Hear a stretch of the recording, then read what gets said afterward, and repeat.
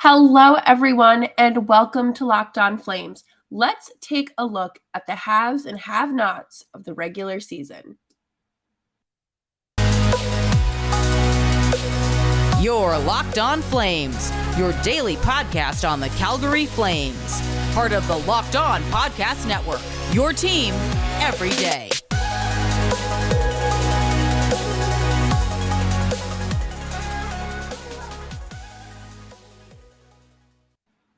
Hello, everyone, and welcome back. I'm your host, Jess Belmosto.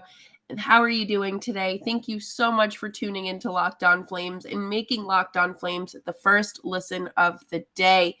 You can find us anywhere you get your podcasts, and we are free 99 on YouTube as well. And if you have the time, please feel free to leave a rating and a little review. It helps the show a lot, and I greatly appreciate it as we climbed the charts this postseason. It was kind of incredible to see. So thank you all again for tuning in, and I hope to have you here through the off season as well.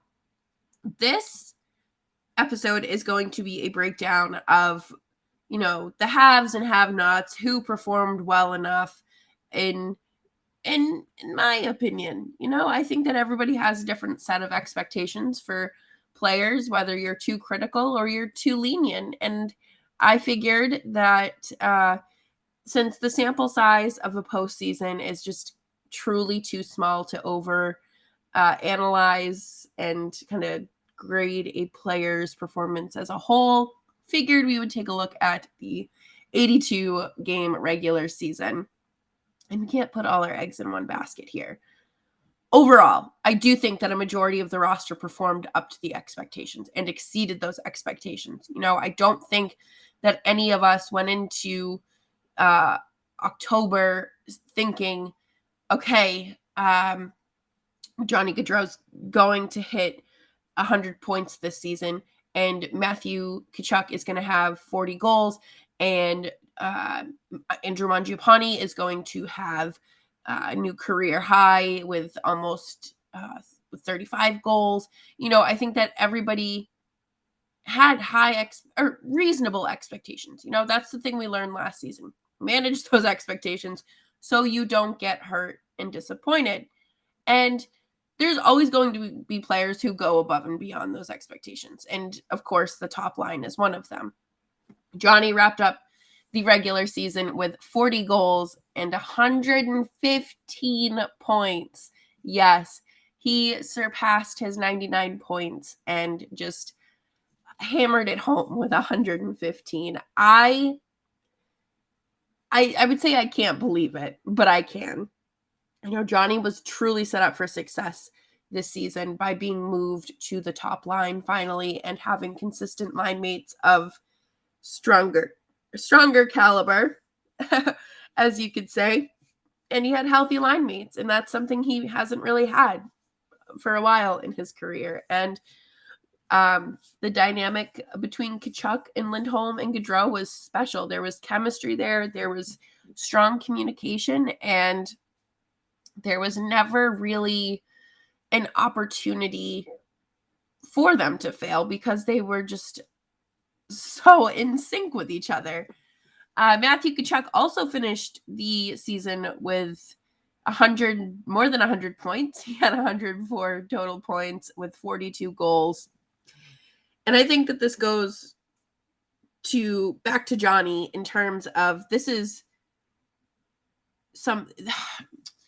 presence on that line elevates the players around him. He is that kind of player. He is that good of a player that no matter what line you put him on, he is going to elevate someone. Do I hope that he is on the top line for the rest of his career here in Calgary? Yes, of course. But I think no matter where he goes, wherever, whether it be, 5-10 years down the line when he's actually, no, oh my goodness, he's 28. So, 5 years down the line and he gets bumped down to the second line because, he's older and the young spring chickens are coming in, then, he's still going to be elevating those players. Elias Lindholm earned himself a Selke Trophy nomination, and I could not be more impressed and more proud. I think it is very obvious that he had a fantastic defensive style to his game, and it also translated into his line mates as well. He finished the season with 42 goals as well. I think that top line was just outstanding. I think that it's just they all took strides to be better and to really take this team to the next level and ensure a successful season would be had. Johnny found himself playing another style of a game that he hadn't played before. Johnny was able to step into a new role and play a 200-foot game, which he hadn't done before. And he was very open to trying this and transforming as a player. And I think that that's incredible. And it speaks to the confidence that he has and the confidence that his coach had in him. And Andrew Mongiapani, this kid, oh my God.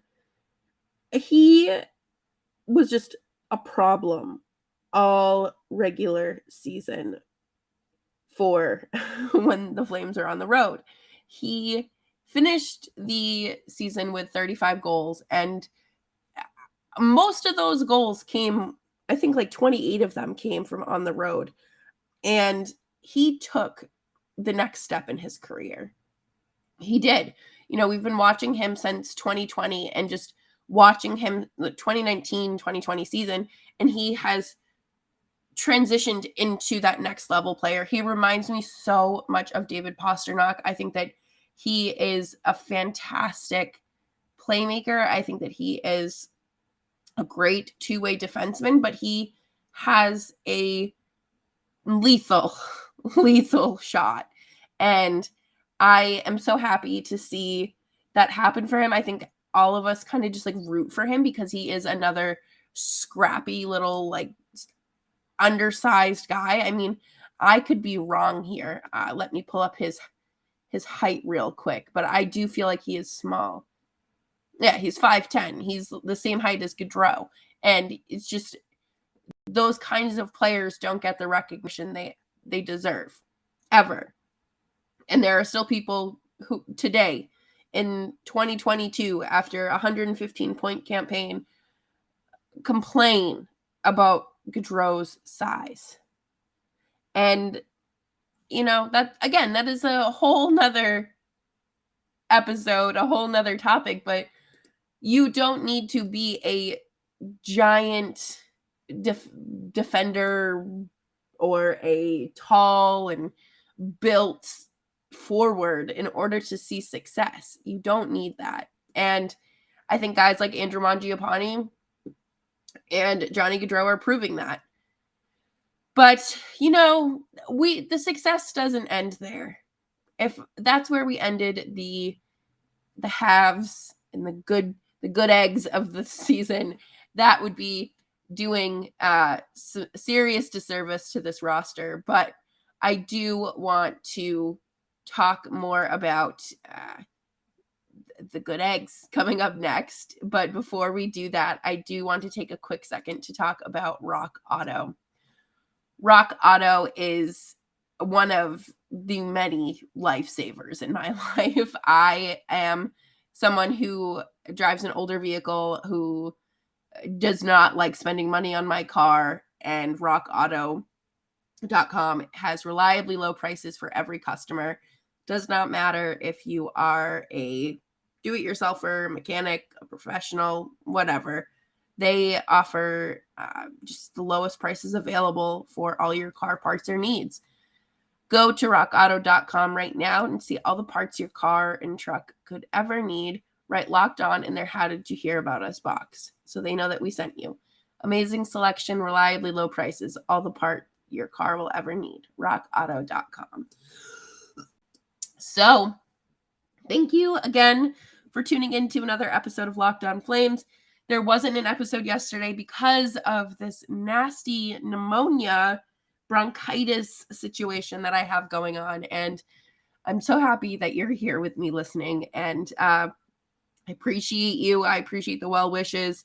And make sure you're following me on Twitter at Jess Belmosto. That way you can stay up to date with the latest discussions. And of course, you can vote in polls to see which episode we want to put out first and what topics you want to hear on the show. So, Tyler Toffoli came in at the trade deadline. Or actually, that's a lie. A month before the trade deadline. And he was a problem for opponents. He was an absolute menace.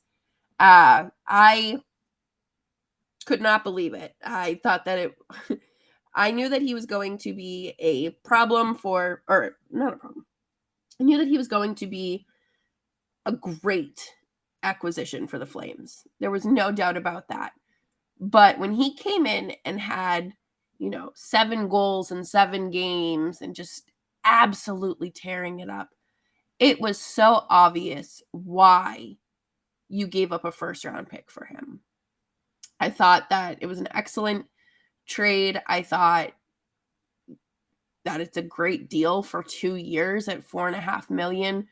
And he has a great locker room presence, and he also had 11 goals through 37 games. And yeah, you'd obviously want to see a little bit more, but I don't think that he underperformed in any way possible. I think that he had an excellent presence on the ice. I thought that he really helped with the special teams. I thought that he elevated this roster and the offense as a whole as well. I didn't have any problems with him until the postseason, but that's fine because we're not talking about the postseason, right? But I really do like what we saw from him. I think that it was fair. It was very Tyler Toffoli of him to come in and just go on an absolute tear. And that was obviously very good to see.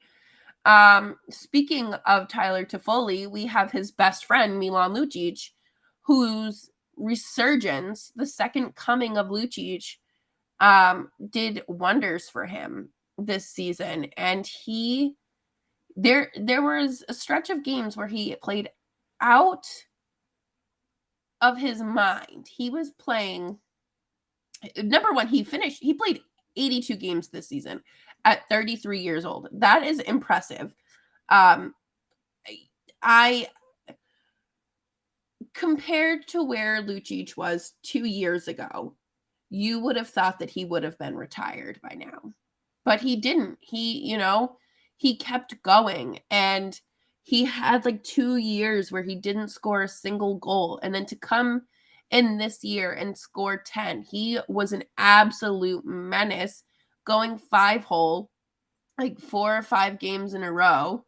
And it was nice to see. And I think a lot of his confidence came from that, and a lot of his belief in the team and as a whole stemmed from his own contributions.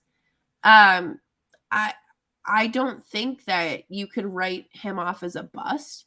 He was part of that waiver line for a little bit, but he contributed enough. 82 games, 21 points at 33 years old.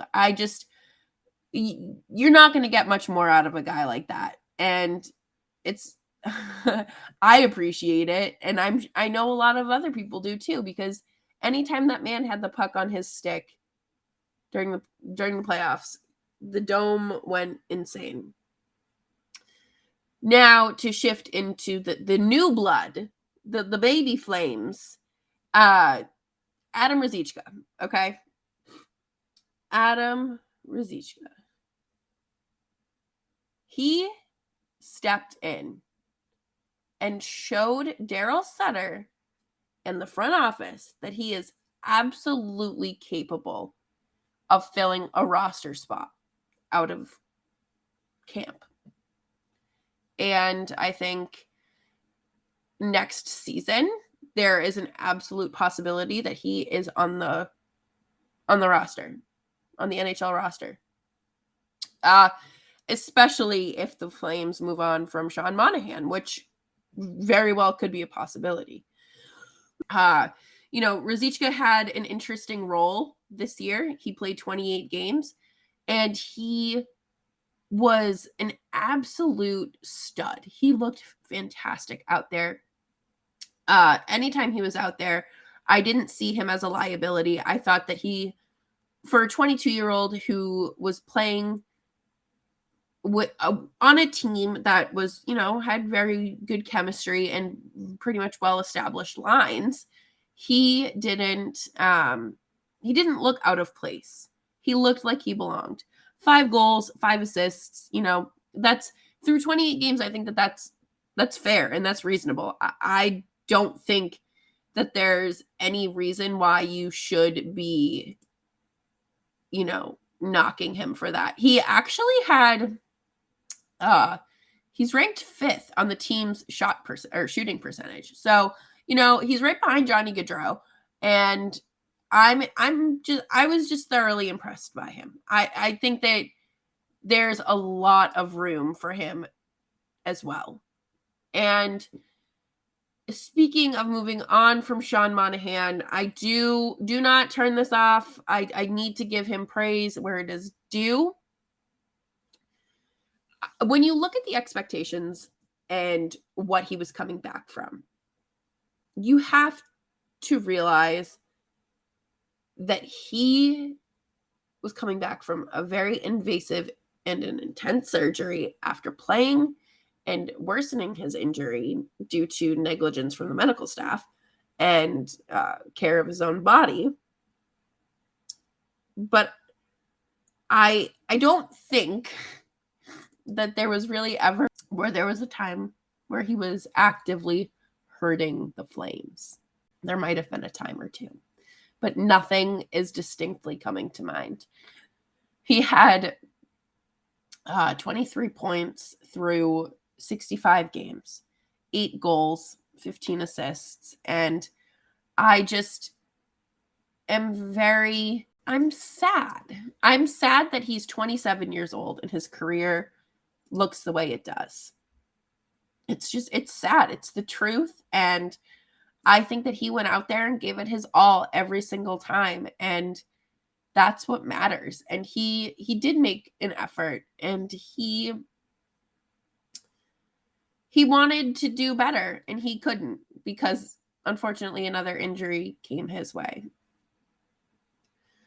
Noah Hanifin is another player that we have to look at because he has talked about taking this next step as a defenseman at 25 years old. He missed 1 game this season, had a career high 48 points, 10 goals. Like he did have a good season. There were times offensively he looked great, obviously, right? With those numbers. 10 goals. He led the defenseman in goals. So I am just very, I don't know. I wanted more out of him in the postseason. I think all of us did. But he also improved through the regular season in terms of his defensive numbers. I think he stepped up. He knew that Gio was gone. He knew he had a gap to fill, and he did the best that he could. And I think there were obvious strides in his performance. I think there were obvious forward motion is the word I'm looking for. And to wrap up our good eggs, let's talk about Blake Coleman and his first season in Calgary. He had an excellent first season, in all honesty. I know a lot of people kind of gave him a hard time because, he couldn't even crack 20 goals, but I thought that he played well. I thought that the Mongiapani, Backlund, and Coleman line was an excellent line. I thought that it showed glimpses of what that third line in Tampa Bay looked like, and it looked fantastic. I don't have an issue with the way that Blake Coleman played. I thought that he played very well. I liked the way he played. And I think anybody who has been overly critical of him is a silly goose. But I think that there's still time for him to prove his contract, and there's plenty of time for him to shut up the haters. But again, sometimes it is the intangibles that are what matter when it comes to grading a player's season. Coming up next, we will wrap up the show with the rotten, stinky, smelly eggs of the Calgary Flames regular season performance report. And please make sure that you are subscribed before you leave today's episode.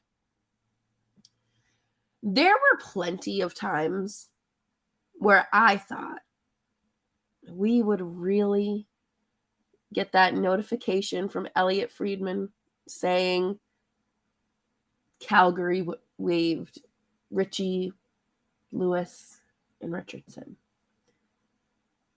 They waived one of them. But Brett Richie and Trevor Lewis managed to stay members of the Calgary Flames through the entire season and postseason, which was truly astonishing. They had a combined 9 goals and really did absolutely nothing for this team. I cannot express how much pain it caused me to see penalty after penalty after penalty from those two, and just silly turnovers and costly mistakes that just would not amount to anything helpful or useful. There was no reason for them to be employed by the Calgary Flames. Brett Richie not seeing the waiver wire transaction was incredible. I don't know what kind of dirt he has on Daryl Sutter or Brad Treliving, but it must be something good, because my God, it was brutal. There was no contribution. There was no use for it at all. And, Trevor Lewis was obviously brought in for that veteran presence to eat fourth line minutes, but the penalties that he took just do not make up for any of it. And I thinking about it, I'm just getting more and more frustrated. And his performance in the postseason as well, it was absolute dog crap. And I don't understand how you can roll out those two players, a lineup with those two players, and expect to win. Calle Jarnkrok was another trade deadline acquisition from the Seattle Kraken. He had 0 goals through 17 games. And his first goal as a Calgary Flame came in Game 5 against the Edmonton Oilers. So it was a bit disappointing to see. I think people expected him to perform more at a better level, as anyone does when you acquire a new player. But boy, Calle just did not live up to anyone's expectations. Barely made the bare minimum. I don't even think you can say he made the bare minimum, to be honest. Husso Valimaki. When I was going through the roster, okay, I scrolling and saying, okay, who are some other names that I didn't instantly come to mind? Husa Välimäki he only played 9 games with Calgary this season before being sent down. But his season as a whole was so interesting because he had obvious struggles up here in Calgary. He did not look like even an AHL defenseman when he was playing with the roster. And Daryl Sutter sent him down. And then he was suspended. He was injured. I think he was suspended again. Came back from injury. And there was just a whole lot of chaos surrounding his season. And I don't know what that is. If you want me to do a whole episode on Välimäki dissecting his season, let me know. I think that would be an interesting case study to look at. But there was just a lot of regression there, and he needed a lot more development, plenty more time to kind of gain his footing, find his footing again, and that room for improvement, there's a lot left to be desired there, and it was just a mess of a season. But that will do it for today's episode of Locked On Flames. Thank you so much for tuning in. I probably should have rested my voice another day, but I miss y'all so much. I miss talking to my camera. And thank you so much for tuning in. Make sure that you're subscribed wherever you get your podcasts. And make sure to follow me on Twitter at Jess Belmosto. And you can find the show at LO_FlamesPod. And I will see you all tomorrow for our winners and losers of the week. Bye-bye.